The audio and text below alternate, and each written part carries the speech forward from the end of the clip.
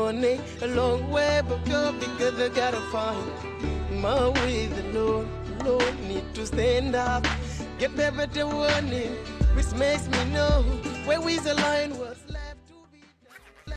Bonjour à tous et bienvenue dans votre matinale Quinquilibre. En ce jeudi 4 juillet 2024, nous sommes ravis de vous retrouver et ravis que vous ayez choisi nos programmes pour démarrer votre journée. Alors aujourd'hui, jeudi, nous aurons le plaisir de recevoir sur le plateau le coach Tandara pour la chronique gymnastique ainsi que Mamadou Diagne pour la chronique high-tech et nous irons en studio retrouver Alun Diop pour sa chronique archive. Mais tout d'abord, comme tous les jeudis et comme tous les jours, nous allons démarrer cette émission par le bulletin météo avec nos partenaires de la NACIM.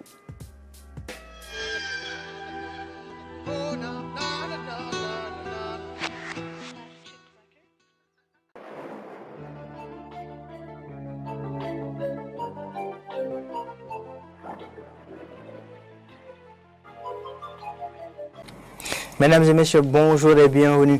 Un temps stable sera noté sur une bonne partie du pays après les pluies de ces derniers jours, notamment au niveau des localités sud.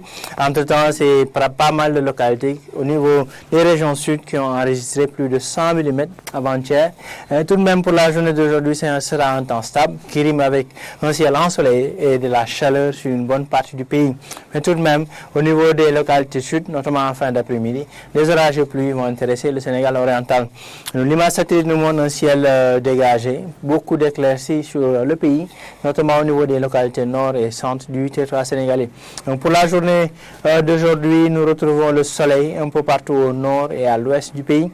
Au courant de la journée, des nuages un peu plus denses qui vont être notés en fin d'après-midi et nuit vers les localités sud. Et centre, notamment au sud-est du pays, où des orages et pluies sont attendus à Kédougou, Tambacounda, Bakel et vers Kolda. Au courant de la journée, c'est des températures qui resteront très élevées au centre et à l'est du pays, 35 voire 39 degrés Celsius au centre du pays, vers le Sine, le Saloum et le Baol, 38 et 37 degrés Celsius à Linguère et Podor, et des pics de 39 à 42 degrés Celsius à Matam et Bakel. Au niveau du littoral, les températures seront clémentes à Dakar, 29 degrés Celsius, 30 degrés sur l'axe Thiès à l'envers Saint-Louis. Au niveau de la zone sud, les températures tourneront autour de 33 degrés en raison d'une forte couverture nuageuse. Voilà tout pour l'info de ce soir, de cette journée, mesdames et messieurs, excusez-moi. C'est un temps stable, un début d'activité pluvieuse orageuse au niveau du Sénégal oriental. Les activités les plus orageuses qui vont gagner une bonne partie du pays à partir du vendredi et surtout vers le week-end où des pluies sont attendues un peu partout sur le pays. Voilà tout pour l'info de la journée d'aujourd'hui. Rendez-vous demain pour d'autres informations météorologiques. Passez une excellente journée.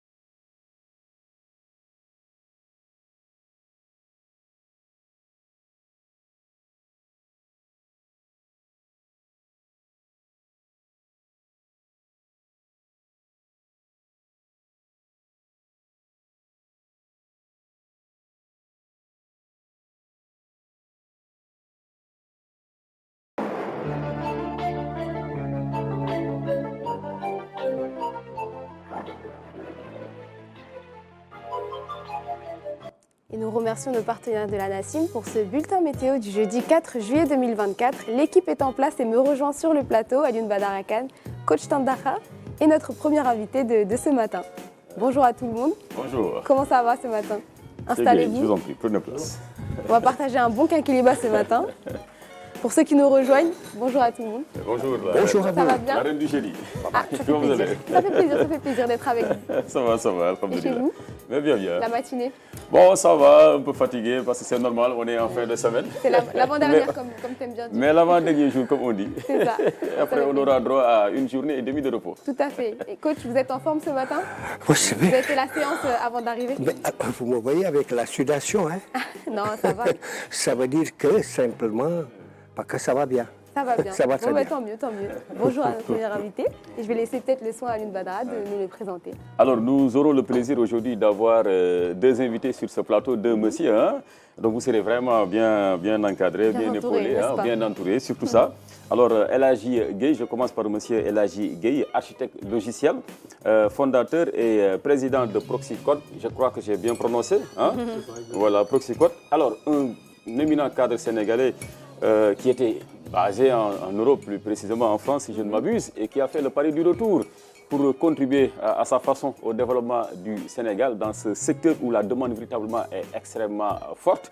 Et il a fini de faire deux trouvailles qui vont certainement intéresser deux secteurs clés que sont les ressources humaines, hein, qui n'a pas envie de bien gérer, de bien optimiser ces ressources humaines, mais cela pourrait passer par la plateforme qu'il a fini de mettre à leur disposition, la plateforme Jubanti, et une autre plateforme, Gustu cette fois-ci, dédiée à l'éducation. Donc le savoir et les ressources humaines seront à l'honneur durant l'entretien qui sera consacré à M. Gueye. Mais certainement, on parlera de ce qui a poussé à revenir au Sénégal, de ses premiers pas, on va le dire, d'investisseurs, d'entrepreneurs. Alors ce secteur-là, comment il le trouve, les mécanismes publics mis en place pour accompagner de tels profils comme lui, qui pourraient peut-être, intéresser les autres jeunes Sénégalais établis à l'étranger à faire eux aussi le pari du retour. Donc voilà les questions vitalement sur lesquelles on va s'appesantir avec notre invité, M. Gueye. Mais à sa suite, on aura l'honneur de recevoir un ministre de la République, le secrétaire d'État en charge des coopératives. Vous le savez, on se dirige vers la célébration de la 30e édition de la journée mondiale, nationale, on va le dire, pour le Sénégal, en tout cas des coopératives, les coopératives qui ont été réhabilitées par le nouveau régime, raison pour laquelle il y a ce secrétariat d'État-là qui a été dédié donc à ce secteur hautement stratégique, parce qu'on ne peut parler d'émergence, de développement sans une véritable autosuffisance, sans une véritable souveraineté donc alimentaire. Et cela ne passait que par la réhabilitation des coopératives. À l'époque, un projet tellement cher à feu Mamadou Dia. Peut-être qu'ils ont été inspirés par donc, le grand Maodo. On reviendra sur cela, la pertinence de la réhabilitation du secrétariat d'État aux coopératives. Quel mécanisme compte-t-il mettre en place pour véritablement atteindre cet objectif-là qui a été assigné par le président de la République. Donc voilà les questions également qui seront au menu des échanges avec notre deuxième invité, M. Alpha Ba, secrétaire d'État aux coopératives et à l'encadrement paysan. Donc un menu très riche. Un menu très riche ce matin. Et M. Alpha Ba qui nous rejoint d'ailleurs sur le plateau. Bonjour M. Ba. Soyez le bienvenu pour partager ce quinquilibre avec nous ce matin. Merci. On aura l'occasion de parler donc des coopératives et également de société et d'éducation avec notre invité M. Gueye. Voilà. Merci à tout le monde d'être avec nous. Merci. Comment ça va ce matin M. Gueye? Ça va, c'est... Le réveil? Un peu dur, mais voilà, on s'habitue depuis que je suis au Sénégal. Je pense que je me réveille quasiment à la même heure tout le temps. Ah, machallah. Donc voilà, je me suis levé un peu tôt parce que j'avais peur des embouteillages. À cette heure-ci, ça va, il n'y a pas trop d'embouteillages quand même. Ça va, à cette heure-ci, rassurez-vous. La route n'a pas été trop compliquée. Bonjour M. Ba. Bonjour. Merci d'être avec nous ce matin. Merci de nous avoir invités sur ce plateau. Mais c'est un plaisir. On aura l'occasion de revenir tout de suite avec M. Ba pour les premières discussions. On va démarrer d'abord avec la revue des titres pour ce jeudi 4 juillet. Donc on va commencer avec le titre Le Soleil qui commence avec la nouvelle politique ferroviaire du Sénégal, les orientations du président. Donc il nous parle des défis d'aménagement du territoire et l'accélération de l'urbanisation du pays, notée ces dernières années. Le chef de l'État veut faire de la relance et du développement du transport ferroviaire. Titre, l'heure et lueur. Ça rappelle un peu le modèle économique des coopératives en son avis. Je sais on pas va en parler si on peut-être avec notre invité. Voilà un lien. On va voir. Monsieur le ministre voudrait bien réagir à la suite de ça. Oui, qu'est-ce que vous pensez ça rappelle des souvenirs à ceux qui s'intéressent de près au commerce de détail ici au Sénégal. Et la Sonadis quand même permettait à pas mal de ménages de survivre parce que tellement les prix étaient subventionnés par l'État et donc les produits étaient un peu à la portée de toutes les bourses. C'est pas pratiquement, ça ressemble un peu aux coopératives, c'est véritablement cela. Ce sont des modèles de commercialisation qui s'appuient principalement sur les coopératives. Ah ouais. Hein. Très bien. Voilà. Bah, comme quoi. Effectivement, on nous donne quelques détails. La Société nationale de distribution, une arme contre les spéculateurs. Le gouvernement veut un nouveau format. C'est à retrouver dans les colonnes de Besby. Et je me suis trompée en disant que c'était le dernier parce qu'on va terminer avec Stade, le quotidien du sport, hein, n'est-ce pas? Avec Cannes 2025, tirage au sort ce jeudi. Quels adversaires pour les Lions? Donc, le verdict, ça va être aujourd'hui. Quels adversaires pour les Lions, vous pensez? Bon. C'est pour là, il n'y a plus de choix. Hein. Il n'y a plus de choix. Il n'y a plus de choix. Avec la mondialisation du football aujourd'hui, on ne peut pas dire je choisis tel ou tel adversaire. Alors là, il n'y a plus de choix. Il faut y aller, il faut foncer. Il faut y aller, il faut foncer. Ah oui, oui. On va essayer de retenir ça et de bien le Si le on mettre se dans met la... à trembler à l'annonce du tirage prochain des différentes poules devant batailler pour la qualification à la CAN, donc on n'a qu'à rester ici au Sénégal. Ah, en Parce tout cas. que le Sénégal a été récemment sacré champion d'Afrique. Le Sénégal, en 2 ans, a pu glaner tous les titres continentaux mis en jeu. Je crois qu'aujourd'hui, le Sénégal, pour lui, participer à une CAN, quand même, relève de la normalité. Maintenant, on n'est jamais à l'abri d'un accident. Hein, voilà. Il y a des accidents qui nous ont rendus humbles. D'une catastrophe industrielle dans le domaine footballistique, parce que c'est arrivé à de grandes nations. Mais je pense qu'au regard de l'élargissement de la CAN, nous sommes maintenant à une CAN à 24, si je ne me trompe pas. Il y a de la place vraiment pour le Sénégal, quels que soient les adversaires qu'il y aura dans sa poule. Tout à fait. En tout cas, on va essayer de rester humble et de ne pas trop être sûr de nous. Et il faut toujours se bagarrer, hein, comme tu l'as dit.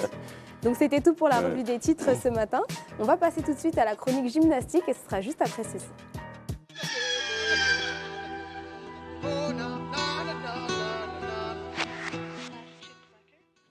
Et ce sera avec notre cher coach Tandara qui n'a pas ses lunettes aujourd'hui. Vous savez que moi, je suis la première fan du coach Tandara et de ses magnifiques lunettes. Mais bon, sur le plateau, évidemment, on comprend. Hein, c'est toujours la classe du coach. C'est pour ça qu'il ne prend pas les lunettes. Mais si vous le croisez dans Dakar, vous allez voir qu'il a toujours du style. Et ça nous rappelle toujours cet étonnement de notre concert de RFI qui était notre invité un jour, hein, à la suite de la capsule gym du coach Tandara, qui était déjà dans une salle. Et c'est étonné en nous disant, mais il est où le soleil? Le monsieur, pourquoi il met des lunettes? Non, je lui ai dit, ça, c'est sa marque déposée. C'est une question de coach Tandara national à nous. Tout à fait, non, c'est une question de charisme. Elle ne peut pas comprendre ce jour-là, mais le charisme, c'est pas donné à tout le monde. Hein. C'est pas donné à tout le monde. Le flow du coach. Le flow du coach. En tout cas, c'est lui qui nous donne de bonnes leçons. Il pourrait presque faire la chronique tendance, mais bon, on va pas quand même débaucher tout Mané. Alors, coach, ce matin, la chronique gym, ça va porter sur quoi? Alors, on va parler surtout des membres inférieurs du footballeur, donc la préparation des membres inférieurs du footballeur, comment les renforcer, puisque comme vous le savez, aujourd'hui, le football, évidemment, il faut être vraiment prêt et physiquement, puisqu'on le dit, c'est vrai que même si peut-être la mentalité, elle est là, la technique, elle est là, mais la condition physique aussi, elle est là. Alors, donc, on va parler du renforcement musculaire des jambes du footballeur. Alors, on a choisi aujourd'hui un football assez spécial que tout le monde connaît, le national populaire. Alors, le national populaire, communément appelé chez nous le navétane. Voilà. On va parler de ça. Bon, parfait. Alors, coach, maintenant, est-ce qu'on peut rentrer dans le vif du sujet? Vous parlez du renforcement des jambes du footballeur avant de commencer la saison. Ah oui, bon mais là je vais rester dans le navétane, puisque aujourd'hui, c'est en tout cas un football assez particulier, le navétane. Je crois que, comme la lutte sénégalaise, hein, c'est donc un propre à nous.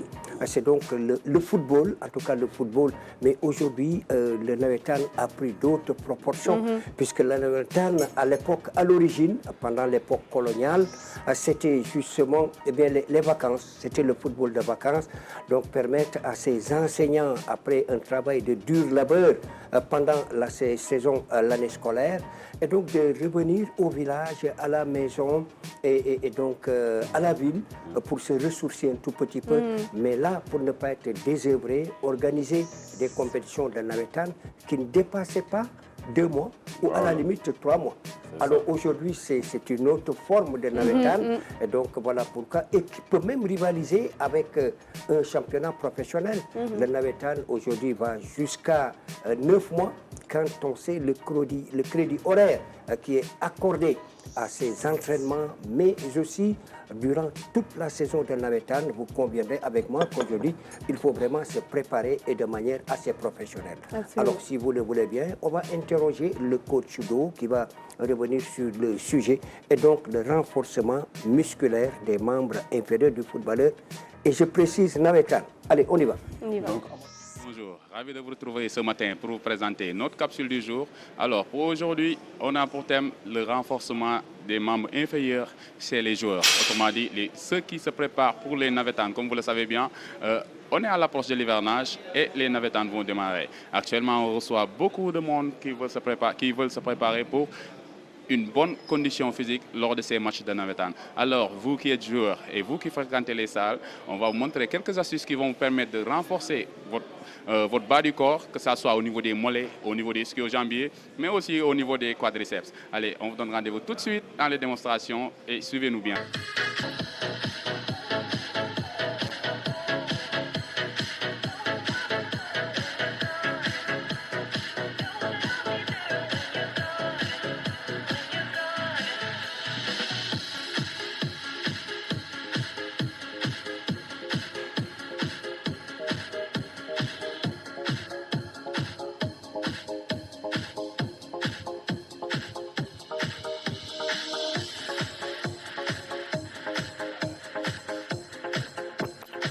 Donc la démonstration des exercices, j'ai proposé à nos invités de nous faire peut-être une petite démonstration pendant que le coach nous... Mais bon, on va rester bien assis, bien vissés dans nos chaises, n'est-ce pas?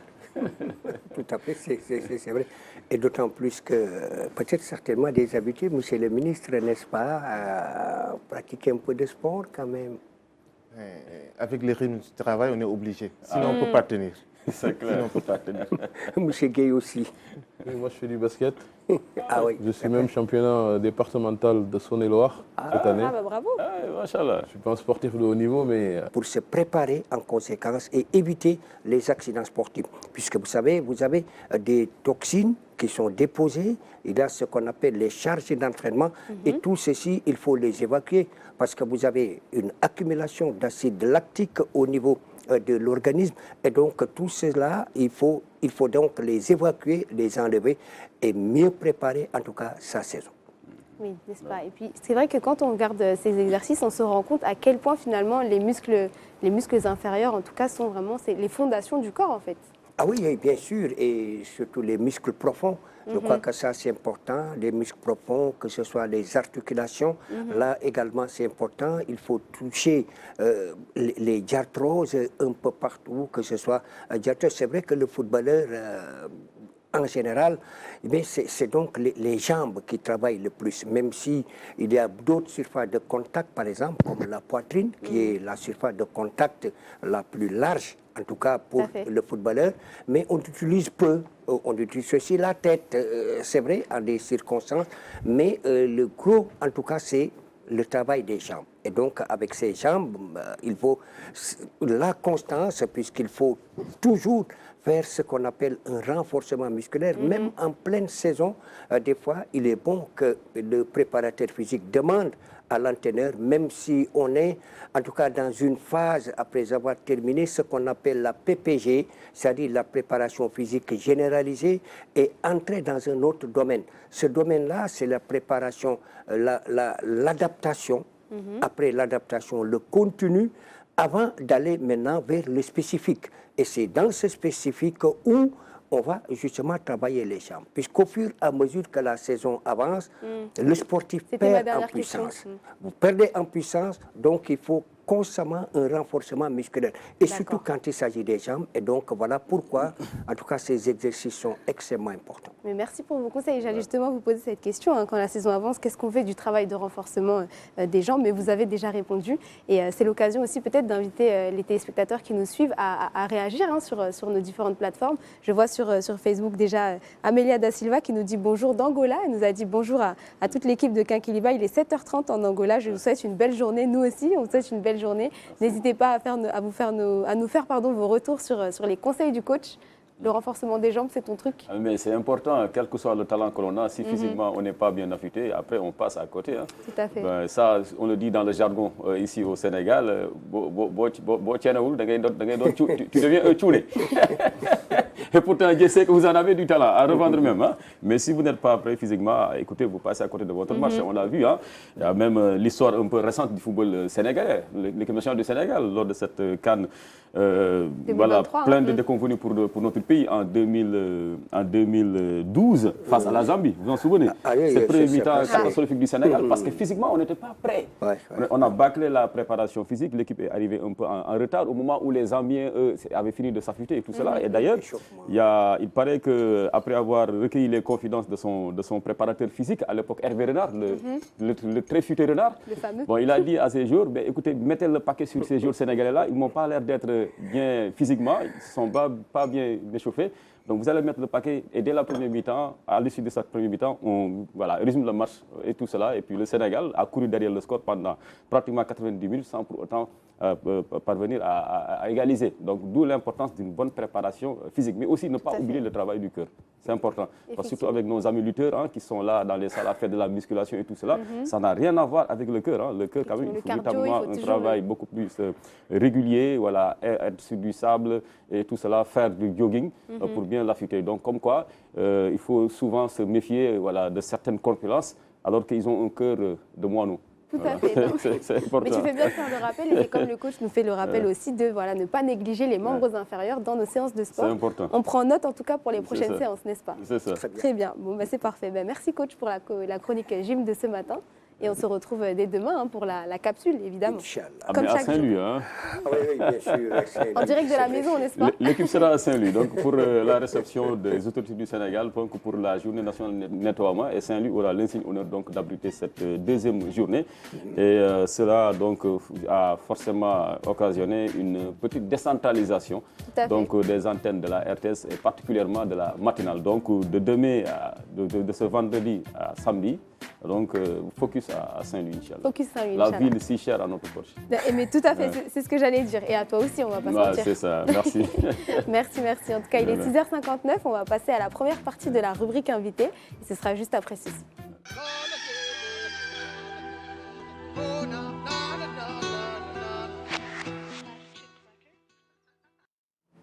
Alors, on va commencer avec notre premier invité, Alphaba. Donc, vous êtes secrétaire d'État aux coopératives à l'encadrement paysan et vous venez nous parler de la 30e édition de la Journée internationale des coopératives au Sénégal. Voilà, merci beaucoup à Monsieur le ministre. On comprend, hein, vous êtes tellement sollicité parce que l'hivernage, il a fini de s'installer pratiquement sur une bonne partie du territoire national et j'imagine que vous revenez fraîchement des champs ou bien de vos amis coopérants pour donc nous entretenir sur un peu les préparatifs du Sénégal en perspective bien sûr de cette journée mondiale, nationale plutôt, donc dédiée aux coopératives. Mais je profite de votre venue pour d'abord vous poser cette question que beaucoup de Sénégalais sont posés à l'annonce de la composition de l'actuel gouvernement du Sénégal, parce que ça a été l'une des surprises de ce gouvernement-là, la réhabilitation du secrétariat d'État aux coopératives. On ne s'y attendait pas. Généralement, c'était une composition très classique. Le ministère en charge de l'agriculture, le ministère de l'élevage. Mais là, le nouveau régime, surtout le président de la République, Bassirou Diomaye Diakhar Faye, a jugé opportun donc, de revenir à la vieille formule des coopératives si chère à feu Mamadou Dia. Alors, est-ce que vous pouvez nous parler un peu de la pertinence de ce projet de réhabilitation des coopératives ici dans notre pays, Monsieur le ministre? Bon, déjà, merci beaucoup et je voudrais remercier tous vos téléspectateurs avant de revenir sur la Journée internationale des coopératives, qui est une journée qui est instituée par les Nations Unies et que nous allons célébrer au Sénégal le 6 juin. Mais auparavant, sur la question que vous avez posée sur le pourquoi d'un retour d'un secrétariat d'État aux coopératives et à l'encadrement paysan, il faut dire que cela part d'un diagnostic. Quand nous étions là, à la recherche ou à la conquête du pouvoir, nous avions fait un diagnostic. Parce que j'ai la chance, dans le cadre de notre parti, d'être le président de la commission scientifique agriculture. Donc, on était dans une perspective de diagnostic. Et dans cette perspective de diagnostic, ayant fait le diagnostic, on s'est rendu compte d'une chose. C'est que ces dernières années, quand vous regardez le système agricole sénégalais, il reculait, pour ne pas dire qu'il était sur place. Et quand vous observez bien en profondeur, ce n'est pas peut-être que des ressources n'ont pas été injectées, mais c'était plutôt qu'il y avait un problème de structuration et d'organisation des producteurs. Et comme il y avait un problème de structuration et d'organisation, ce qui fait que quelles que soient les ressources que l'État injectait, ces ressources ne parvenaient pas aux réels bénéficiaires. On avait toujours une manne importante d'intermédiaires qui captaient ces ressources. Et nous, on s'est posé la question, qu'est-ce qui pourrait être ou qu'est-ce qui pourrait permettre de dépasser ce problème-là?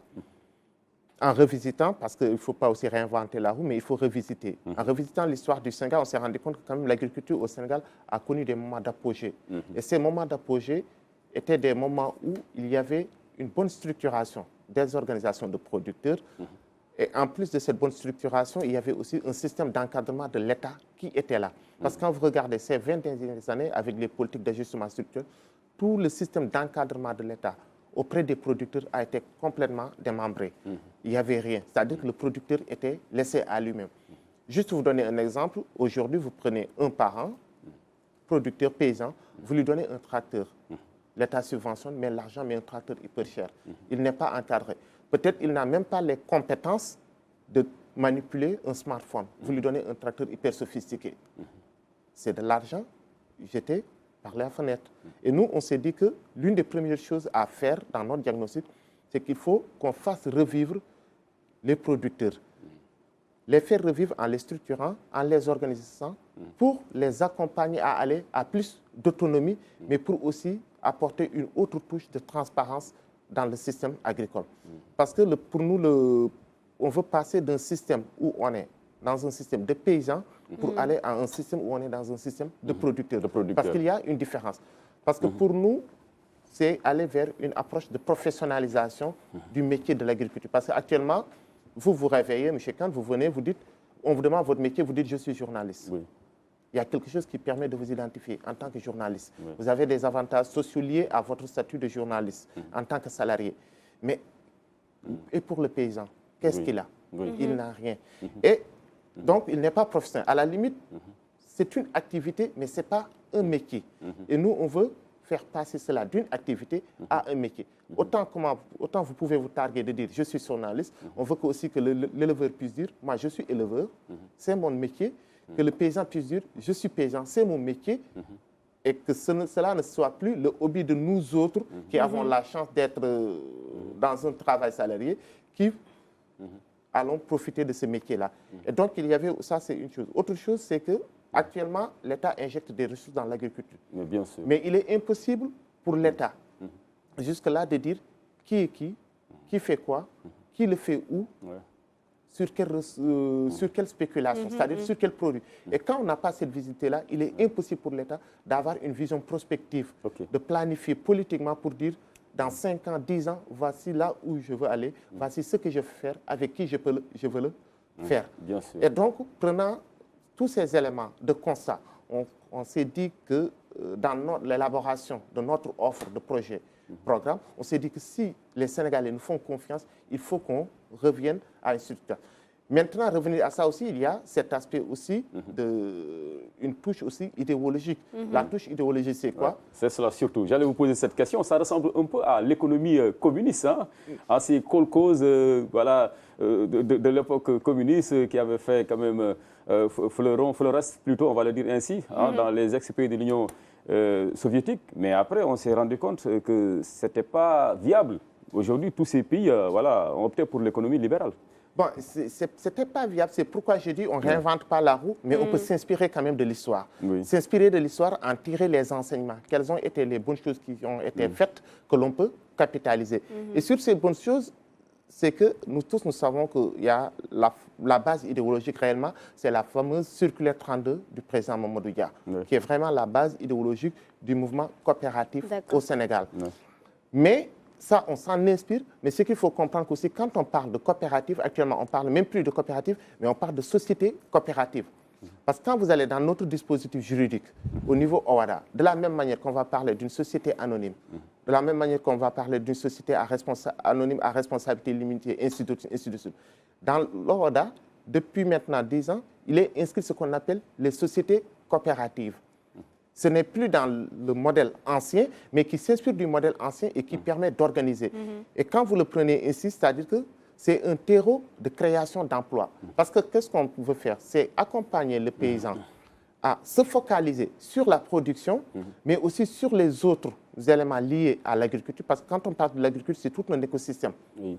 C'est difficile aujourd'hui. Par exemple, là, vous êtes sur le plateau en train d'animer l'émission. Mais si on vous demandait d'animer l'émission là, d'être derrière la caméra, de gérer le son, de tout, vous ne pouvez pas le faire. Du tout, du tout. Donc, c'est de dire que, mais pour que vous puissiez être là sur le plateau, c'est qu'il y a toute une équipe derrière qui fait un autre travail pour que les Sénégalais puissent vous voir et nous voir. Et c'est la même chose qu'on met avec les systèmes coopératifs. C'est-à-dire que c'est de dire aux paysans, aux producteurs, faites focus sur la production. Maintenant, vous avez des ressources humaines à votre disposition qui seront là pour les autres. Par exemple, le paysan ne sera plus là à se dire, j'ai produit, mais où je vais vendre?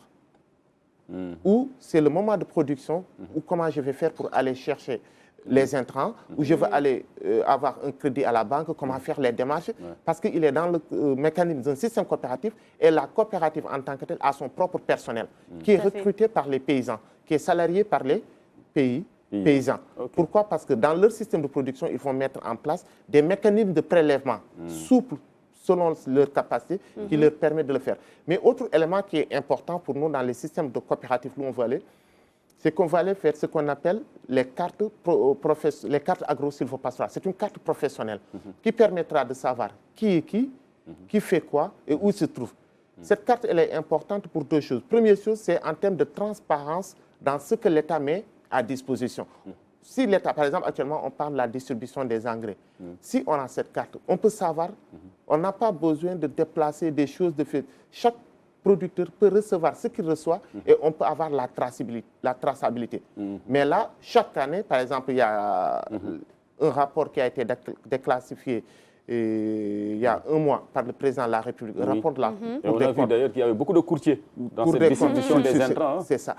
Parce qu'il n'y avait pas ce problème de transparence. Donc, si on le fait, on diminue, on élimine tout ce qui est intermédiaire entre l'État et les paysans. Et maintenant, tout ce que l'État fait, le paysan peut le recevoir, et il y a une transparence, on peut savoir qui a reçu, est-ce qu'il en avait droit ou est-ce qu'il n'en avait pas droit.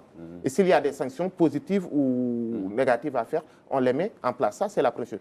La deuxième chose, c'est que pour nous, cette carte, elle doit permettre, et ça, je le dis toujours, je dis, moi, mon rêve, c'est de voir, c'est pas de revoir le même modèle avec lequel mon grand-père a vécu, où il a été dans ses champs, presque jusqu'à sa mort. Oui, c'est comme ça. Mais le même cycle. Il n'a jamais pu profiter d'un système de protection sociale. Jamais, oui. Parce qu'il n'y a pas de mécanisme qui lui permet de profiter. Mais si on met les systèmes de coopératives, les coopératives peuvent être... Aujourd'hui, vous bénéficiez d'un système de protection sociale parce que votre entreprise, la RTS, cotise pour vous. Mais le paysan, son entreprise, c'est ça, sa coopérative où il va adhérer. Il va, avec des mécanismes de prélèvement, cotiser pour lui et ça lui permet de profiter d'un système de protection sociale. Et peut-être on aura un jour le paysan qui dira j'ai mes 65 ans, je prends ma retraite comme tout le monde. S'il décide peut-être par amour de continuer l'activité, il va le faire. Mais au moins, même si c'est 5 000 francs de manière symbolique, comme vous et moi, quand nous allons atteindre l'âge de la retraite, nous allons le recevoir. Un enseignant aujourd'hui peut dire, OK, j'ai atteint ma retraite, il a sa pension de retraite, il l'a, mais par amour du métier, peut-être qu'il peut continuer à exercer quelque part. Pourquoi on ne donnerait pas cette opportunité aux paysans? Donc, il y a toute cette volonté de transparence, d'autonomisation, mais aussi cette volonté de professionnalisation du métier agricole. Parce que tant qu'on n'y arrive pas et que les gens ne voient pas l'agriculture comme un métier, cette activité ne pourrait jamais permettre de satisfaire nos besoins en souveraineté alimentaire.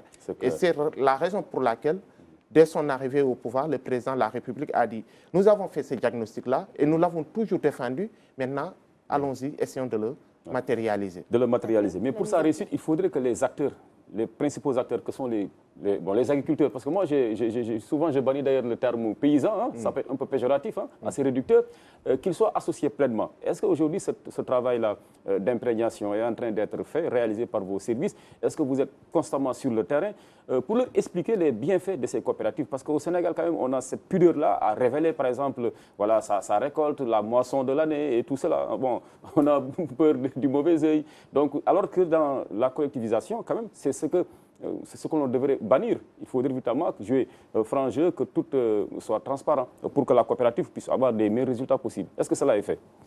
Nous avons démarré cela parce que dès que nous sommes arrivés, la première chose que nous avons faite, c'est de voir, par exemple, au sein du ministère de l'Agriculture et de l'Élevage, est-ce qu'il y avait des structures qui étaient dédiées pour encadrer les organisations de producteurs. Il y avait des choses, mais en léthargie. À léthargie, qui n'avaient pas vraiment, à qui on ne donnait pas tout ce qu'il fallait. Ça, c'est la première chose. La deuxième chose que nous avons faite, c'est que nous nous sommes rendus compte que, malgré que l'État s'est désengagé, dans certaines zones quand même, il y avait des organisations, des producteurs qui s'étaient organisés en sociétés coopératives. Cela, il y en avait. Donc, nous avons vu, et nous avons essayé de capitaliser tout cela. La troisième chose que nous avons faite, c'est de commencer à rencontrer les organisations paysannes, parce qu'il y a des formes de structuration qui sont là. Et ces organisations que nous avons commencé à rencontrer, c'est de leur expliquer quelle est la vision de l'État, où nous voulons aller et pourquoi nous voulons y aller. Et les inviter maintenant à venir y travailler ensemble. Et là, je tiens à faire une précision, parce que ce n'est pas l'État qui crée les coopératives. Ce sont les producteurs eux-mêmes qui s'organisent en coopérative et l'État maintenant vient appuyer, accompagner. Et ici, l'idée pour nous, il y a derrière ces coopératives-là, on veut aller vers ce qu'on appelle, peut-être beaucoup en ont entendu le ministre de l'Agriculture en parler, c'est ce qu'on appelle les coopératives agricoles communautaires. Parce qu'aujourd'hui, je prends juste l'exemple du matériel agricole. Vous prenez un tracteur subventionné par l'État. Au bas mot, il va revenir, si le paysan doit l'acquérir, il va l'acquérir au coût de presque 10 millions de francs ou plus. Vous demandez à un paysan, quand vous calculez ce qu'il gagne annuellement dans sa production, il n'a pas 2 millions, vous lui demandez de vous donner 10 millions. C'est-à-dire que vous excluez ce paysan-là. Et le résultat, c'est que c'est une petite catégorie qui s'accapare de ce matériel-là, où c'est l'argent public sénégalais qui est depuis des années. Et nous, ce qu'on s'est dit, que si on les organise en coopérative agricole communale, c'est sur 200 hectares, 300 hectares, un tracteur, donc il va être plus efficient en termes de travail, de tout ce qu'on veut. Mais aussi, c'est 200 membres, 300 membres, 400 membres qui sont là, qui libèrent leur part sociale dans le capital de la coopérative. Vous leur dites c'est 10 millions. Maintenant, au lieu que ce soit une seule personne qui supporte les 10 millions, c'est 200 personnes, 300 personnes qui supportent les 10 millions. Et là, c'est plus facile pour eux d'acquérir ce matériel-là. Et l'intérêt maintenant, c'est que ce matériel n'appartient plus à une seule personne, mais appartient à un groupe. Parce que si vous donnez un tracteur à M. Khan alors qu'il n'a qu'un seul hectare, le tracteur, il utilise le matin. Peut-être en 1 heure de temps, il a terminé de faire son travail. Le tracteur, soit il est garé, ou soit il est spéculé sur le marché. Il intervient dans les exploitations des autres à des prix exorbitants, alors qu'il y a l'argent public qui est injecté. Ça, c'est la première. L'autre chose, actuellement, si l'État veut faire des investissements structurants, par exemple, l'un des principaux problèmes de l'agriculture au Sénégal, c'est la maîtrise de l'eau. Dans certaines zones, il faut avoir des forages de l'eau productive. Et sur cette eau productive-là, aujourd'hui, je ne peux pas créer un forage pour vous, M. Khan. Mais je peux me permettre de mettre un forage en termes d'eau productive pour 200, 300 producteurs qui vont en bénéficier. Donc, il y a toute cette idée-là aussi de rendre les dépenses de l'État envers les producteurs plus efficients et que cela puisse bénéficier au maximum de producteurs possibles. Je pense que tout cela qui était sceptique à l'annonce donc de la création du secrétariat d'État aux coopératives aujourd'hui vont donc revoir leur jugement, parce qu'on a été vraiment convaincus par ces éclairages de M. le ministre Alpha Abba, en charge donc des coopératives. Cela démontre véritablement que c'est pertinent, que c'est un projet qui pourrait permettre à notre agriculture de franchir un cap. Merci d'être sur ce plateau pour éclairer notre lanterne. Restez avec nous. Avant la fin de l'émission, on reviendra maintenant sur le prétexte de votre venue sur ce plateau, et qui est la cérémonie donc dédiée à la journée mondiale des coopératives ici dans notre pays. Et on parlera aussi du thème, mais également de comment vous collaborez avec votre collègue de l'agriculture. Donc pour qu'il n'y ait pas un choc entre deux secteurs qui doivent être véritablement ensemble pour une agriculture résiliente. Merci beaucoup. Et donc, je m'en vais me tourner vers notre deuxième invité. Tout à fait. On attend l'arrivée de M. Diagne. Absolument, on va faire une petite pause tout de suite. Il est 7h16 avec le clip du jour et on revient juste après. Merci. Pour libérer le coach qui va laisser sa place à Diagne pour sa chronique high-tech. Merci d'avoir été avec nous ce matin. Et puis on va bien sûr prendre tous vos conseils pour la gymnastique aujourd'hui, n'est-ce pas? Oui, et bonne continuation. Merci beaucoup et à demain pour la capsule gym. Oui. On va passer tout de suite au bulletin d'information qui nous est proposé par la rédaction de la RTS et c'est tout de suite après ceci.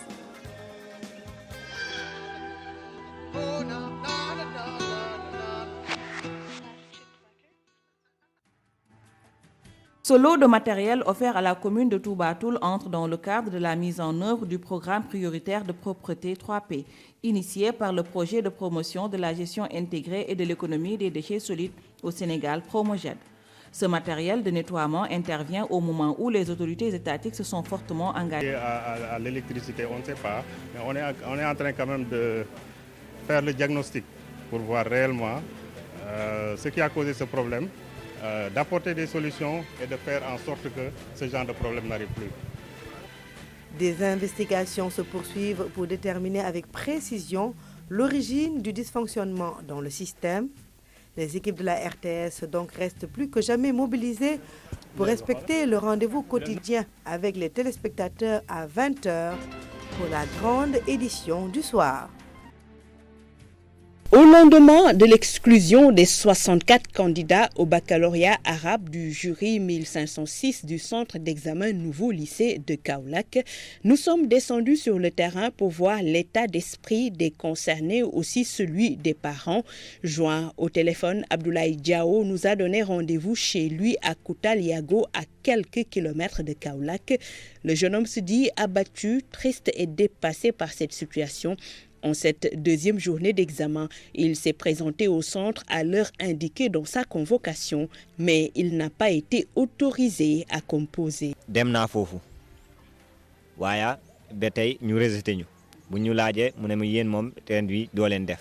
Je suis parti au centre d'examen ce matin. Ils m'ont refusé l'accès à la salle d'examen. Hier, quand je suis rentré à la maison, je ne pouvais pas annoncer la nouvelle aux parents. J'avais honte. J'en ai parlé aux environs de 19 heures. J'ai très mal, je demande de l'aide aux autorités. Je veux faire mon bac.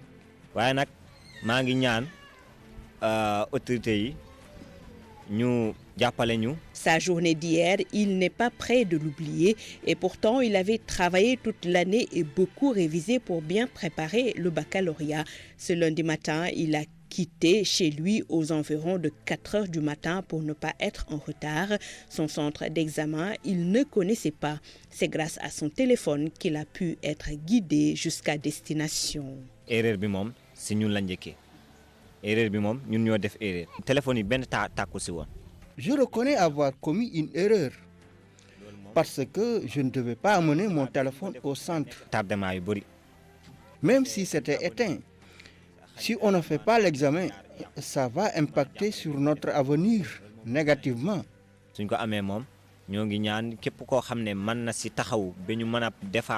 Une seconde chance demandée, c'est aussi le vœu des parents, même si la faute commise est reconnue.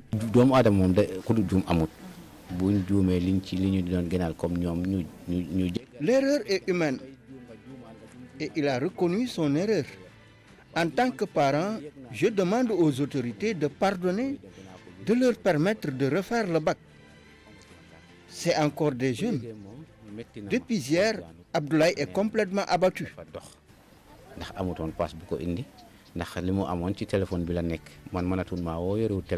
Le plaidoyer est fait pour une deuxième chance aux 64 candidats concernés.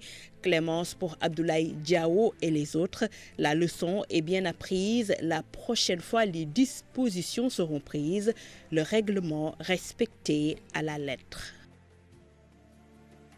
Cet événement d'envergure continentale va réunir plus d'une centaine de dirigeants et combattants de 12 pays africains. Le Sénégal compte battre le record de participation, un test grandeur nature en prélude aux Jeux olympiques de la jeunesse 2026. La série de tests pour le Sénégal sur le plan organisationnel par rapport aux JOJ 2026 pour le Wushu va avoir lieu également au Sénégal. Et ils ont confié l'organisation à la Fédération sénégalaise de Kung Fu Wushu. Et nous devons effectivement faire en sorte que l'organisation fasse l'objet d'une réussite. Donc on est dans les dispositions et nous travaillons en étroite collaboration donc avec le ministère par rapport à l'accompagnement et par rapport à la paix. Cette 6e édition permettra au Sénégal d'étaler son savoir-faire. 26 pratiquants sont en stage de préparation, 14 combattants et 12 en démonstration kata. Avec un format spécifique des compétitions, les objectifs sont clairement définis. Et les minimes qui sont de 9 à 11 ans, les cadets de 12 à 14 ans et les juniors de 15 à 17 ans. Ces derniers sont les spectacles de la compétition, les juniors. Notre objectif, c'est les Jeux 2026. Je pense que ce sont les cadets qui ont 11 à 14 ans qui vont représenter le Sénégal. Donc mon objectif, c'est surtout ces jeunes-là de les préparer pour ces compétitions. Néanmoins, l'objectif, c'est de remporter beaucoup plus de médailles encore. Du 9 au 12 juillet, le gratin des arts martiaux sera à Dakar. Et pour rendre le séjour des acteurs agréable, plusieurs activités sont prévues avant et après les compétitions. Un stage d'arbitrage du 3 au 6. Le 7, il y aura un congrès Chino-Afrique, pour parler du Wushu en Afrique, à l'arène nationale. Il y a un camp d'entraînement qui se fera. Ce camp d'entraînement sera dirigé par 8 experts. Donc le chef de délégation qui est le directeur international de la Fédération internationale de Wushu, le directeur international de l'Association chinoise de Kung Fu Wushu, avec 6 experts. Le Sénégal, pour sa 3e participation au championnat d'Afrique junior, compte faire mieux qu'en 2022 à Alger, où il avait décroché 5 médailles. La Fédération sénégalaise de Kung Fu, quant à elle, souhaite relever le défi de l'organisation. De retour, merci à l'équipe de la rédaction de la RTS pour ce bulletin d'information. Et on va tout de suite enchaîner avec notre deuxième invité, ce sera juste après ceci.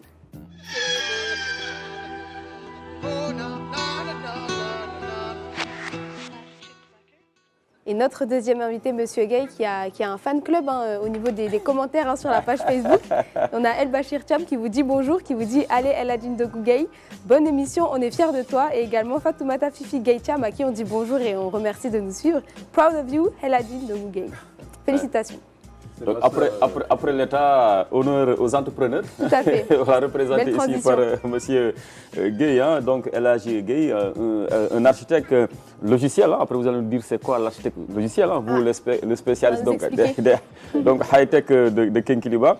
Et fondateur et président surtout de Proxicode, Proxicode qui a fini de mettre à la disposition des spécialistes des RH et également des acteurs de notre système éducatif deux trouvailles majeures que sont Gustu et Djubanti. Mais Djubanti, vous avez emprunté la formule magique qui a permis à l'actuel pouvoir d'arriver, à l'actuel régime d'arriver au pouvoir là. On a commencé le produit bien avant, parce qu'on ne peut pas développer un logiciel en 2 mois. Mais on a utilisé ce slogan qu'on a trouvé en tout cas pertinent, qui va dans le sens de l'outil. Du coup, on a rebaptisé l'outil Djubanti. Donc vous devez des royalties au président Bassirou Diomaye. Est-ce que ce n'est pas les verts? C'est les verts. Si ça permet au pays d'avancer, l'État cède les royalties. C'est bien. Mais comme vous l'a dit Monsieur le ministre, c'est véritablement pour cultiver l'excellence dans notre pays. Optimiser les ressources humaines, ça c'est un véritable casse-tête chinois dans notre système de travail. Souvent on a du mal à pouvoir les optimiser, à pouvoir en tirer profit. Et donc c'est cette solution-là que vous leur proposez, Djubanti. Alors Djubanti, comment elle pourrait marcher cette plateforme-là? Comment les spécialistes de la question des ressources humaines pourraient l'utiliser à bon escient, M. Gueye? En tout cas, Djubanti est constitué de plusieurs fonctionnalités. Donc, en fait, la question RH et du pointage, c'est un sujet, on va dire, qui fait beaucoup de... qui est viral. Surtout depuis 3 mois. Depuis quelques mois. La présence au bureau à 8 heures. Après, il faudra dire qu'une présence au bureau à 8 heures ne suffit pas à être productif. Voilà, moi, je ne fais pas partie des gens qui croient à... Moi, je crois aux objectifs. C'est-à-dire qu'il y a des personnes qui en 4 heures font ce que d'autres font en 10 heures. Vous n'avez pas forcément raison. Ce n'est pas la quantité qui fait la qualité. D'autres qui fonctionnent mieux la nuit que la journée. Voilà. Mais malgré tout, il y a des milieux où la ponctualité est importante. Oui. Notamment dans l'administration où il y a des usagers qui ont besoin d'une signature. Voilà, d'une signature, etc. Moi, par exemple, je donne juste une anecdote. Quand j'ai créé ma société Proxicode, j'étais venu de France pour créer la société avec mes partenaires français. Et à cette époque, il y avait le match Sénégal-Égypte. Et je ne suis pas parti avec ma signature. Parce que, en fait, le bureau était désert. Le bureau était déjà fermé. Mais voilà, c'est des choses comme ça qui font que, pour moi, je crois au digital. Et je pense que le digital est un levier que l'État même doit prendre au sérieux. Parce que c'est ce qui permet d'automatiser pas mal de choses. On a besoin d'une signature. Il y a de la signature électronique maintenant qui existe. Voilà, il y a beaucoup de choses. Maintenant, pour revenir sur votre question sur Jubanti, en fait, il y a plusieurs volets. Il y a le pointage. C'est-à-dire que pour les ressources humaines, quand les personnes arrivent au bureau, ils pointent, et quand ils partent, ils pointent. Mais ce pointage peut être utilisé à d'autres fins. Je donne l'exemple d'un bâtiment comme vous avez votre nouveau bâtiment qui est d'ailleurs très joli. Merci. Et qui va regrouper l'ensemble de vos services. Donc il y a des flux entrants et sortants. Donc quand je ne le souhaite pas, mais imaginons un incendie se déclare dans le bâtiment. Donc je vois qu'au Sénégal, mais partout où je suis passé, il y a des registres papier. Donc si je dois sauver des gens, mais je n'ai pas le temps de fouiller le registre pour savoir qui est dedans et qui est dehors. C'est-à-dire qu'un outil comme Jubanti, en fait, du moment que la personne badge sa sortie, on sait en temps réel, en un clic, qui est dedans. Et pour les pompiers, quand ils arrivent, ils puissent dire est-ce qu'on rentre dans le bâtiment pour sauver des gens ou tout le monde est dehors. Donc ça, c'est un autre axe où on peut exploiter l'outil. Par rapport à la protection civile. Voilà. Maintenant, Jubanti, en fait, c'est un outil qu'on a développé. Nous travaillons avec un partenaire français, en fait, qui fait des cartes RFID accompagnées de biométriques. Donc la biométrie, on est un peu sceptique parce que c'est des données quand même sensibles au niveau de la protection des données personnelles. Parce que vous badgez avec votre empreinte biométrique, je peux avoir votre empreinte digitale, on va dire. Et maintenant, l'idée, c'est les personnes arrivent au bureau, ils pointent, ils gèrent les congés. On a même un volet des entreprises qui gèrent des shifts, par exemple avec des gens qui travaillent le matin, d'autres l'après-midi, d'autres le soir, les demandes de congés d'absence. Et tout ça, en fait, interfacé en API avec des logiciels de paye comme Sedge, etc., pour qu'au niveau, à la fin du mois, les RH, ils ont les données qui arrivent et que la paye soit automatisée. En fait, en gros, c'est ça Jubanti. Ça va dans le sens de ce qu'on dit, la ponctualité, le travail, la rigueur, en tout cas du nouveau Sénégal. Donc avec Jubanti, il n'y aura plus de Jublan, plus de tricherie dans le monde du travail. Vous savez, on peut mettre les outils qu'on veut, mais si on décide de ne pas les utiliser et de faire autrement, les gens ils feront ce qu'ils veulent. Cela vous inspire quoi? Mais si on met les outils qu'on veut, quand même, il y aura une certaine traçabilité. Il y aura une traçabilité. Et je pense que le digital, c'est là où c'est intéressant. Parce que le digital, tout est tracé. C'est-à-dire, il n'y a plus de je te donne 1000 francs, tu me fais ce papier, ou tu me pointes demain parce que j'ai un guinté à Rufisque, etc. Donc les choses seront faites de manière digitalisée. Et l'ordinateur, il n'y a pas de sentiment, c'est binaire, c'est vrai ou faux. Alors, comment les RH ont-ils accueilli cette trouvaille? Est-ce qu'ils sont vraiment intéressés à ce projet? Les RH sont très, en tout cas, satisfaits de ce logiciel parce que ça leur permet de gagner du temps. Parce que, imaginons un RH qui gère une centaine de salariés et qui, tous les mois, en fait, doit pointer un par un voilà, c'est-à-dire que le travail qu'il fait là, il est, on peut dire, inutile. Parce que je pense que le digital, on a des outils pour éliminer les tâches qu'on peut automatiser et faire vraiment les tâches qui sont utiles. Et donc les RH, au lieu de passer du temps à passer 8 heures à pointer des gens, alors qu'en un clic, un programme informatique le fait en quelques secondes, donc eux, ils vont pouvoir faire vraiment la vraie gestion RH, c'est-à-dire s'occuper de leurs salariés, de leurs problématiques, etc. Donc c'est un outil qui leur simplifie la vie. Je pense que c'est dans la dynamique de la transformation digitale initiée par le chef de l'État. Moi, ma question, c'est qu'aujourd'hui, est-ce que votre approche peut aller dans le sens de voir le temps d'utilisation, en fait? Souvent, le travailleur, lorsqu'il arrive au bureau, la majeure partie qui sont dans l'administration, ils ont une machine. Parfois, est-ce que vous pouvez identifier le temps de concentration ou le temps d'utilisation, combien de temps il passe dans son mail, combien de temps il ne passe pas dans son mail, combien de temps il fouille ailleurs, genre par exemple, que celui-là puisse se concentrer sur l'essentiel et permettre à son employeur de se dire que sur tel endroit, à tel moment, tel moment il est productif, à tel moment il n'est pas productif, il est sur d'autres plateformes. On n'est pas allé dans ce terrain.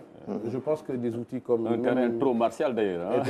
Comme si on était dans l'armée. Hein. On n'est pas des machines. À un moment donné, quand même, il faut que les gens soient épanouis dans leur travail. Et on n'est pas rentré jusqu'à, on va dire, traquer les gens au moindre clic, même si on a la possibilité de le faire. Je pense que ce n'est pas bienveillant et ce n'est pas positif même à l'égard des salariés, parce que pour moi, diriger une entreprise, c'est aussi faire confiance à ses salariés.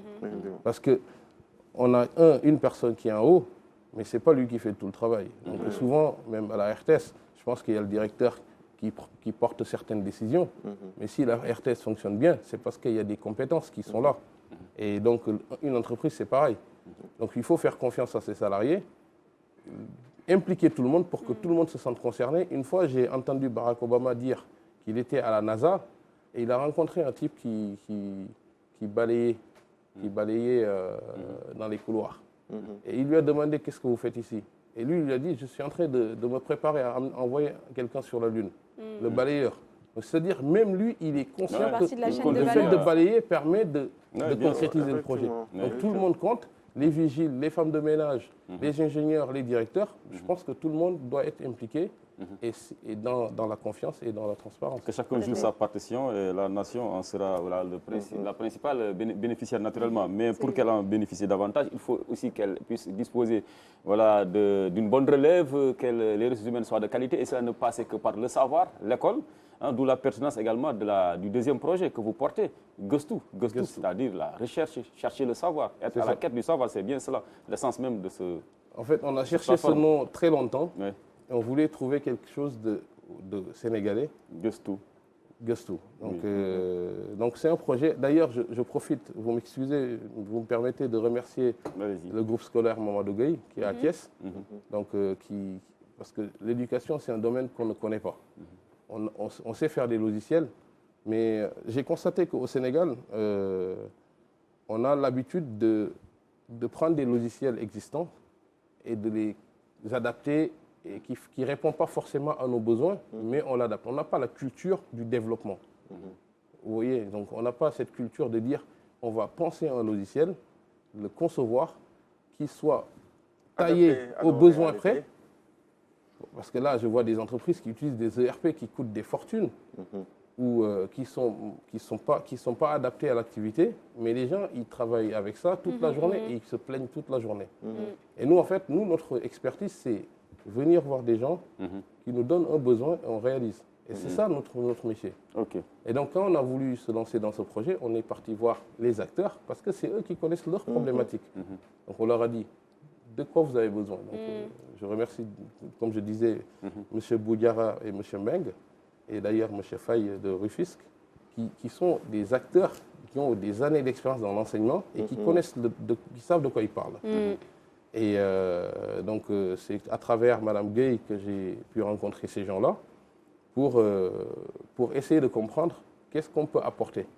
Et donc, ils nous ont parlé de leurs problématiques au niveau gestion de l'école. Parce qu'au Sénégal, quand moi je suis allé dans des écoles, j'ai halluciné. Je me suis dit comment ça peut marcher. Il y a une non-maîtrise des flux. Les élèves, on ne les connaît pas forcément tous. On ne sait pas qui est inscrit ou pas. En tout cas, l'information n'est pas temps réel. Il y a des élèves que tu ne vois que quand il y a devoir. Les absences.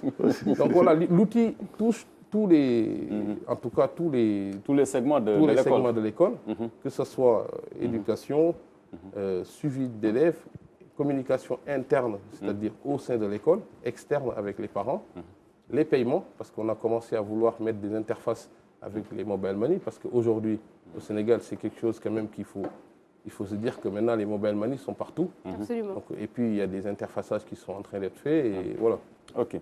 Alors, pour intéresser notre premier invité, Monsieur le ministre, à votre sujet, est-ce qu'aujourd'hui, vous envisagez également de vous tourner vers le monde agricole? Parce qu'on parle du tout digital également dans notre pays, surtout au bénéfice de l'agriculture qui en a bien besoin pour sa modernisation. Est-ce que vous envisagez ça? Je pense que tous les domaines aujourd'hui, le digital a sa place. Donc là, récemment, on avait réfléchi à mettre en place des sortes de capteurs et de microprocesseurs pour un peu analyser en fait l'humidité des sols, etc. Donc c'est des choses sur lesquelles on a réfléchi. Et parce qu'en fait, pour le dire, on a un partenaire français, suisse, en fait, qui n'a rien à voir avec l'agriculture, mais le domaine qu'il fait peut s'appliquer dans l'agriculture. En fait, ils ont développé des lunettes en fait, pour les personnes qui sont atteintes de DMLA. Donc c'est un projet de recherche, des millions d'euros ont été levés. Et nous, ils nous ont fait confiance, donc ils vont nous confier un peu la partie développement. Donc c'est une entreprise suisse qui est en partenariat avec une entreprise française et nous allons faire les développements de ces lunettes-là en partie au Sénégal. Donc le matériel... Quelle est l'utilité de ces lunettes? L'utilité, c'est en fait quand les personnes sont atteintes de DMLA, en fait ils ont une tache noire en fait, au niveau de la vue, donc ils ne voient pas. Et donc ils n'ont que la vision périphérique. C'est-à-dire que ils ne voient que sur les côtés de l'œil et au centre, il y a une tache noire. Donc les lunettes, en fait, intègrent un microprocesseur avec des caméras qui filment en fait, ce que la personne est censée voir en frontal et avec un écran qui projette, en tout cas l'écran, sur la partie de l'œil qui n'est pas atteint. Ce qui permet à la personne d'avoir une vision quasi normale. Et ça permettrait, par exemple, à un agriculteur, malgré donc un tel handicap, de s'acquitter de sa tâche quotidienne sans aucun souci. Un agriculteur, n'importe qui. N'importe qui. Et d'ailleurs, pour finir juste sur les sols, donc ce genre d'outil-là, donc en fait, on peut mettre en place il y a des capteurs qui vont dans les sols pour savoir quand planter, qu'est-ce qu'il faut planter, où planter, etc. Donc c'est des choses sur lesquelles on peut... Voilà. Monsieur le ministre, le digital dans l'agriculture? Une obligation, une obligation actuellement parce qu'on est dans des moments d'incertitude, il faut une maîtrise des données et actuellement le digital permet d'avoir une visibilité sur les données, de maîtriser, surtout quand on manipule beaucoup de données. Ce qu'on peut faire humainement avec 5 personnes, 6 personnes, la machine le fait mieux si on a 1000 personnes, 4000 personnes et on a une masse de données importante à faire. Et c'est un des objectifs quand même sur lesquels nous sommes en train de travailler au niveau du ministère de l'Agriculture pour aller vers le digital, vers la digitalisation. Merci beaucoup. Monsieur Digital, donc, la transition est trouvée. Votre chronique. Donc, je pense que le mot est donné, surtout par rapport aux données. En fait, je pense qu'aujourd'hui, quand on parle de data scientist, de data analyst, c'est des professions qui émergent, ne serait-ce que parce qu'on a besoin de connaître les choses sur lesquelles on doit investir et les analyser d'abord. Les gens ne se projettent plus sur des choses sans pour autant les interpréter et les analyser. Et je pense que c'est très important dans tous les domaines. Donc, sans transition, si tu le permets bien, Laura. Voilà, donc notre premier sujet s'intéresse un peu à comme on a dit, sama casier judiciaire. C'est un cas d'école. Pourquoi on l'a appelé cas d'école? Parce que en fait, vous savez, la nature a horreur du vide. Le projet sama casier judiciaire est un projet totalement privé. Mais dans le contexte, avec la digitalisation que l'État a entrepris et le souhait de l'État de digitaliser pas mal de choses, un privé, le projet existe depuis 2020, mais ils ont mis à jour leur plateforme et ont lancé une campagne récemment sur les différentes plateformes digitales. Mais le fait que beaucoup de Sénégalais ont cru que c'était un projet de l'État. Tout à fait. Et ça a projet officiel. Voilà, et ça a induit beaucoup de personnes en erreur, en fait. Et c'est le ministère de la Justice qui a sorti un communiqué pour rectifier, tout en disant que, parce que ce projet, pour pouvoir bénéficier pour pouvoir avoir son casier judiciaire en moins de 48 heures, vous devez fournir 5 000 francs. Le ministère, dans ce communiqué, a précisé qu'ils ne sont ni mêlés de près ni de loin à ce projet. Pour pouvoir avoir son casier judiciaire, on ne doit pas pouvoir déposer une certaine somme. Donc, c'est une clarification qui a été faite. Mais, comme je l'ai dit, la nature a horreur du vide. C'est un cas d'école qui montre que le besoin, il est là. Et que ce processus de digitalisation pour avoir accès à certains papiers administratifs est très, très important. Effectivement. Mais je pense que moi, j'ai été presque victime. Mais non, c'est vrai que ça a beaucoup tourné, notamment sur WhatsApp. Et je ne savais pas du coup que cette entreprise était un privé qui s'occupait réellement de ça. Moi, je pensais même carrément que c'était faux et que c'était juste justement pour récupérer des... Mais c'est vrai qu'on a aussi parfois des outils en tant que consommateur pour pouvoir aussi reconnaître quand ce n'est pas une plateforme qui vient de l'État. Si le site ne termine pas par .gouv.sn ou quelque chose, on ne va pas quand même aller confier des documents. Mais la majeure partie des internautes, le commentaire qui revient le plus souvent, c'est est-ce que l'État ne va pas racheter la plateforme? Parce qu'en fait, le besoin il est là, le besoin est réel en fait. Si elle existe déjà et qu'elle fonctionne. Cette plateforme, elle est bien. Et aujourd'hui, je constate qu'au Sénégal, on part un peu dans tous les sens, sur le plan digital. C'est-à-dire chacun veut faire un outil dans son coin. Et après, on va rencontrer une nouvelle problématique qui va être l'interopérabilité en termes d'échange. C'est-à-dire que l'État doit prendre les choses en main, voir les acteurs, essayer de mettre en place des plateformes parce qu'il n'y a pas que le casier judiciaire qui est utile, il y a le passeport, il y a les extraits de naissance. Moi, je connais des gens qui viennent de Thiès ou Tchadiaï, qui viennent à Rufisque, passer la journée et ils n'ont même pas l'extrait de naissance. Pour moi, pour un pays comme le Sénégal, c'est une honte. Mais vraiment, je pèse mes mots. Mais on est capable, le pays est rempli de talents. Je veux dire, des logiciels qu'on voit en France, à l'étranger, mais il y a des Sénégalais qui savent les faire. Il faut juste que nous, on ait la volonté de pouvoir aller dans ce sens-là. Et casier judiciaire, il y a plein de domaines sur lesquels on peut digitaliser. Et les compétences sont là. Je pense qu'en fait, le souci qui se pose à ce niveau, la volonté, elle est là, les compétences sont présentes, mais c'est un souci de communication. Parce que ADIE, avec Sénégal Numérique, ils ont une application qui va dans ce sens. Mais le problème qui se pose souvent, comme vous dites, les développeurs, ils se basent sur des problèmes réels pour proposer des solutions. Et leur manière de communiquer, comme j'ai dit, en 48 heures sur des plateformes comme TikTok, beaucoup de gens ont cru que c'était l'État qui a lancé cette campagne. Oui, ça ressent bien. Le message WhatsApp, en tout cas, ça donnait exactement. Vraiment tout. Il a fallu que le ministère, même dans le communiqué du ministère, il y a des choses qui sont à redire, en fait, pour pouvoir passer, pour pouvoir dire aux gens, stop, c'est pas nous, la digitalisation, elle arrive, on va y aller petit à petit. Mais je pense que les gens ont compris et le besoin, il est là. Et la nature a horreur du vide, comme l'on dit. Tout à fait. Tu avais aussi un autre sujet à nous proposer pour ce matin. Je pense qu'aujourd'hui, je vous parle carrément d'applications et de plateformes. Une autre société qui a compris les besoins de l'heure et la nécessité de se mettre au digital, c'est Dakar Demdik.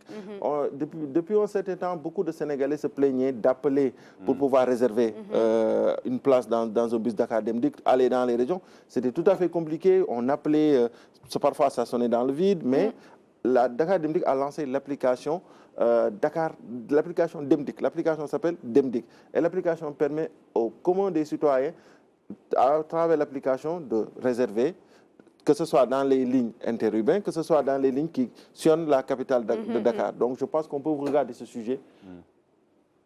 On y va.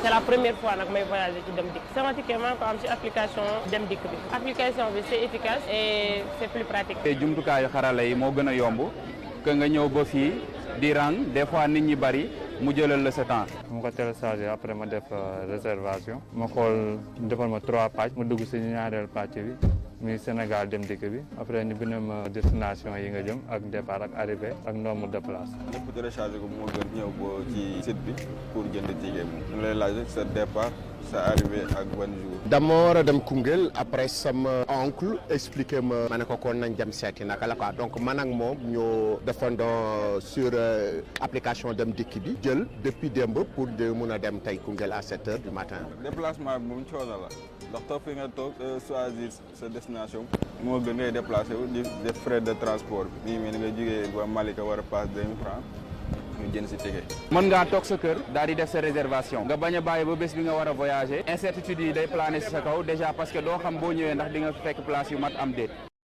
Donc les clients apprécient son efficacité, hein, c'est ce qu'on voit ici.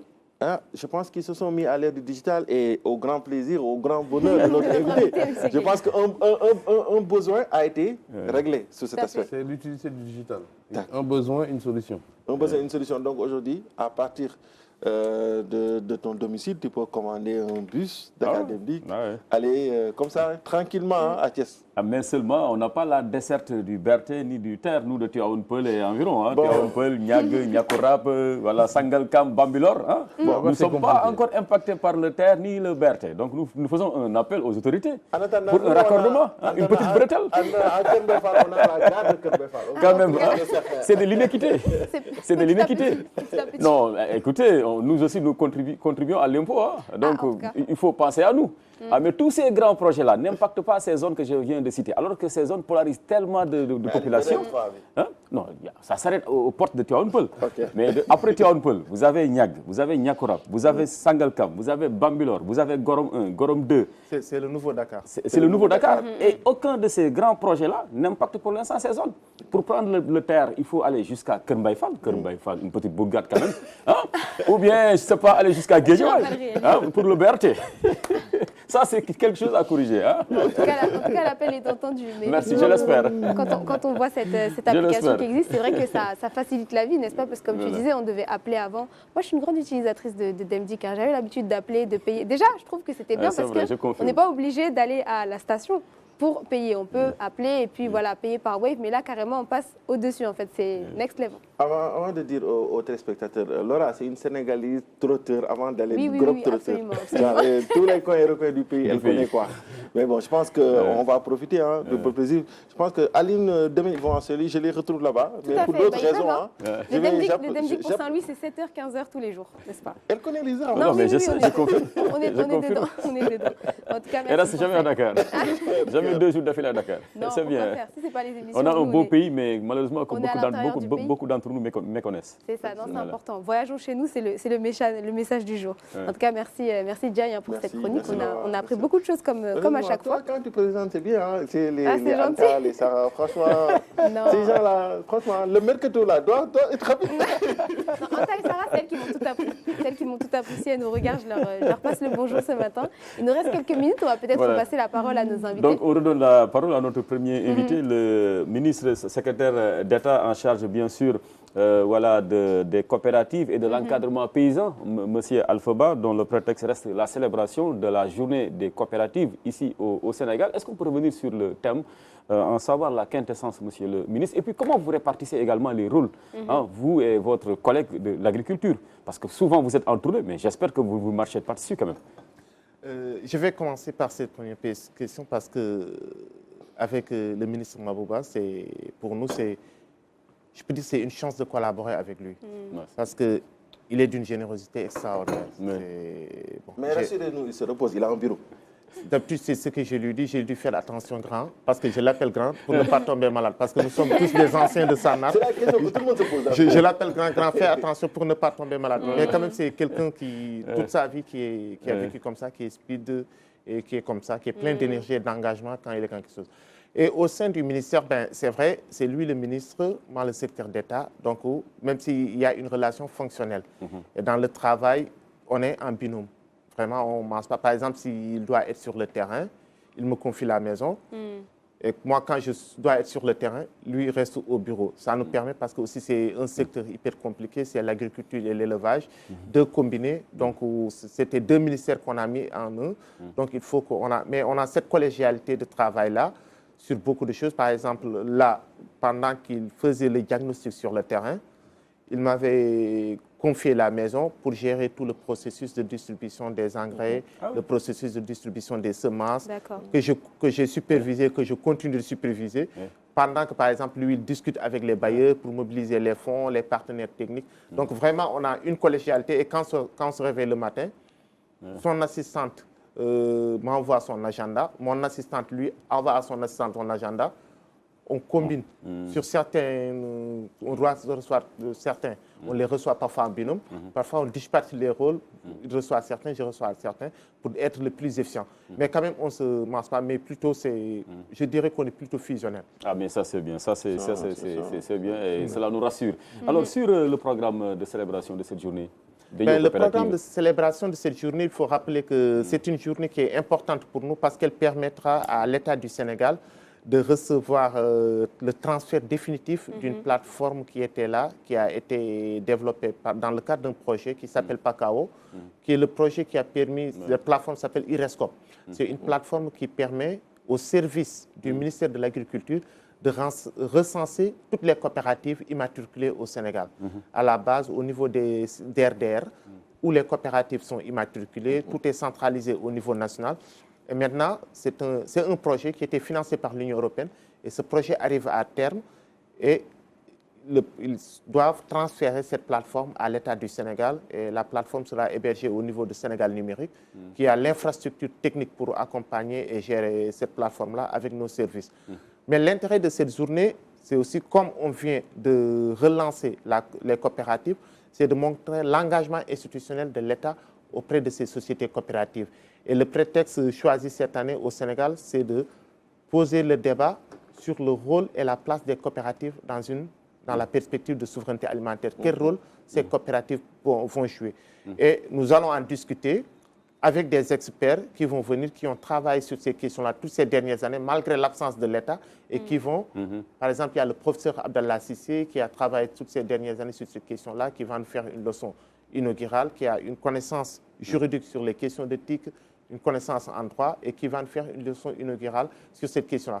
Mais il y a d'autres acteurs aussi, de membres de coopératives, et d'autres acteurs qui, on va discuter. Nous allons leur présenter, nous, quelle est la vision de l'État, mais aussi quelles sont les attentes par rapport à ce que l'État veut faire.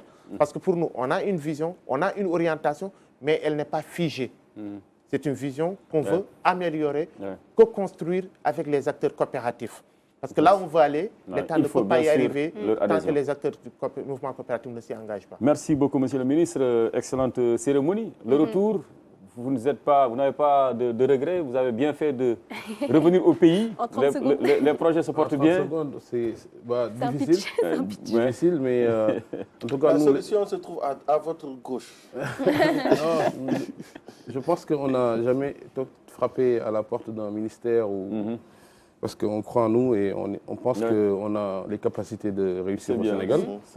Maintenant, on a une plateforme qui peut intéresser l'État. Donc, je m'adresse directement au ministre pour dire que cette plateforme Gustu, qui a été développée, en tout cas avec la manière, par des gens compétents et qui connaissent ce que c'est que l'édition de logiciels.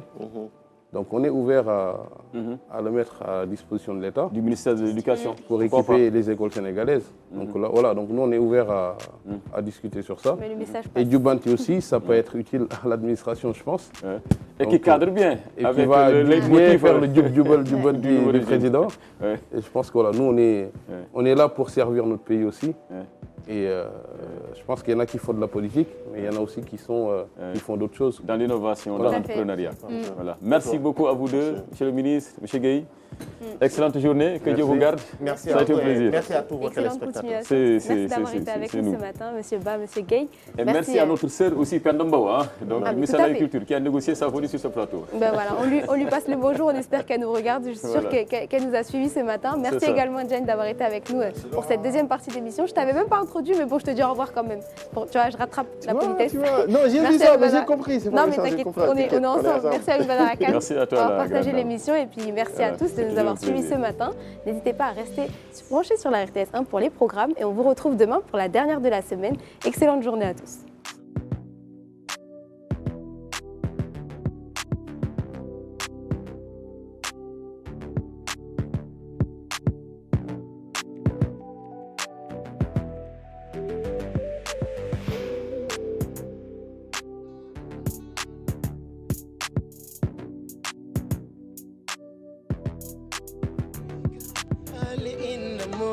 A long way, but come because I gotta find my way. The Lord need to stand up, get better warning, which makes me know where we the line was left to be done. Salaamaaleykum mbokki Sénégal ni ngeen ko xamee ci bopp réew mi jubbanti lañ fi woote jubbanti ci jikko yi jubbanti ci yorin wi waaye jubbanti tamit ci dëkkuwaay gi ñu fas yéene ci ànd ak sénégalais yi te gëm ne lu ñuy def ñoom lañ koy bokk defandoo ko ndax kenn rek doyul pour soppi lu fi nekk